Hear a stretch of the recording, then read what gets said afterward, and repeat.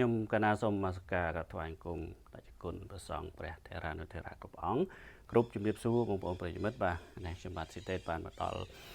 ផ្នែកខាងជើងនៃភាសាប្រខណ្ឌហើយផ្នែកខាងជើងនេះផងដែរយើងឃើញមានចម្លាក់ជាច្រើនដែលតាក់ទងទៅនឹងព្រហ្មញ្ញសាសនាបងប្អូនដឹងស្រាប់ហើយក្នុងរាជបុគ្គលណាជ័យមរមៈទេពទី7ព្រះអង្គគ្រប់ពុទ្ធសាសនាផងព្រហ្មញ្ញសាសនាផងអញ្ចឹងខាងនេះមានចម្លាក់យើងហៅថាតបោះអិសីមនីអិសីឬក៏សំស្ក្រឹតថាមហាឫសីអីចឹងទៅបាទហើយខាងនោះមានរូបពុទ្ធតែដាប់ចោលអស់ហើយតែរូបនេះខ្លះនៅល្អហេតុអីបាននៅល្អព្រោះរូបខ្លះដាប់អស់ហើយនេះកន្លែងនេះបាទដាប់ឲ្យតែប្រកេះរបស់អិសីមានថ្មមួយដុំគឺភាកច្រើនក្រុមអ្នកលួចក្បានតាហ្នឹងគេកាត់យកដូចកន្លែងនេះកាត់យកបាត់ហើយនេះនេះស្នាមកាត់ហ្នឹងមិនមែនកាត់តាំងពីជំនាន់ជ័យមន្ទី8ទេគឺកាត់នៅសម័យសង្គ្រាមសម័យលួចក្បានតាឆ្នាំ9ជាងហ្នឹងបងប្អូនបាទកែ3កែ4កែ5ហើយរូបនេះនៅល្អនៅពុកមាត់នៅក្របអជាកម្មនេះកម្មបាទនេះក៏ដៃកំពូលដៃខ្សែកនិងកម្មអីនៅល្អនេះរូបនេះនៅល្អដែរតបោះឥសីតំណាងឲ្យ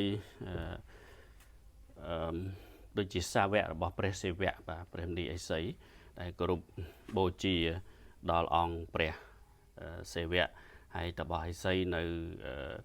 សម័យបុរាណ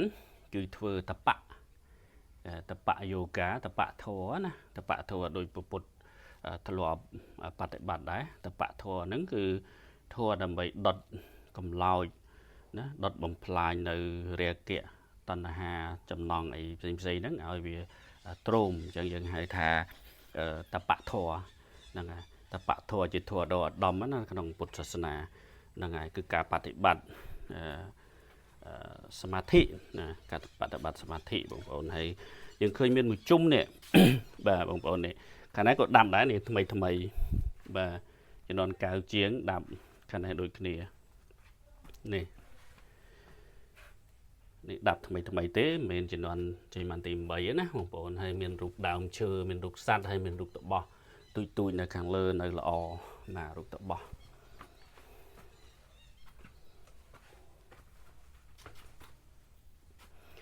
កន្លែងនេះយើងឃើញមានតបោះអិសីមួយដូចជាកាន់កំពីហើយដេកគង់តាក់ខ្លាអាននៅកំពីណានេះតបោះនេះប្លែកមែនតើបាទអាននៅកំពីបប្រតិបត្តិនៅធរអីជាដើមអញ្ចឹងនេះរបស់អិសីហើយយើងទៅមើលខាងនោះទៀតបងប្អូន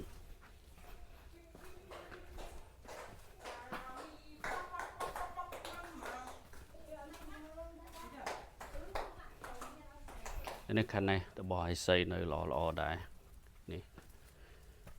មាននៅល្អពុកមាត់អីនៅល្អនេះនៅល្អមែនតើពុកចការបស់លោកតាអិសីលំអដល់ក្បាច់នៀកបាទហើយយើងមើលផ្លែខាងលើនោះបាទផ្លែខាងលើហ្នឹងមើលផ្លែដូចផ្លែខ្នោដូចផ្លែខ្នោដូចផ្លែតរ៉េនតិចអីតិចតែបោះធ្វើសមាធិនៅក្រោមដើមឈើនេះក៏នៅល្អដែរនេះទាំងកវលទាំងអីបួងសក់អីមើលទៅស្អាតមែនតើតបោះអិសីបាទអញ្ចឹងប្រពៃណីទំនៀមទម្លាប់នៃតបោះអិសីហ្នឹងគឺមានតាំងពីសម័យអង្គរមកបាទអញ្ចឹងខ្ញុំបានរៀបរាប់ខ្លីៗពីតបោះអិសីមកប្រហែលប៉ុណ្ណេះបាទខុសឆ្គងកណាសូមខន្តីជាស្រ័យពីទោសខ្ញុំបាទស៊ីដេតសូមនមស្ការលាសូមជម្រាបលាបាទសូមអរគុណនិងសូមអរគុណបាទ